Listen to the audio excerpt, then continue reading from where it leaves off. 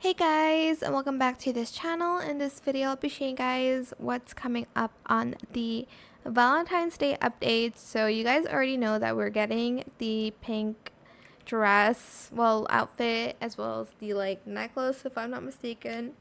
But we're gonna get a lunar New Year set before the update, I think, or it's gonna come out when the update is out. We're gonna get a really cute Chinese New Year outfit, which is pretty cool. I'll put the image right now. And there will be new game modes, which is pretty cool. I'll show the lobbies and the new stuff right now. Super cute. The game modes are double elimination, immunity idol, vote reveal, and speed round. I think those are the 4 game modes that are new. I'm so happy they're going to have vote reveals so that people will vote fairly.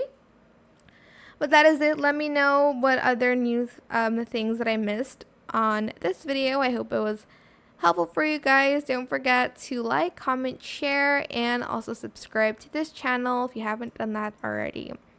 If you have any more questions about this video, just leave it in the comment section down below. I'll try my best to answer them all for you guys. And if you found this video helpful, please click the thanks button as well. That is it. Thank you so much for watching. Bye!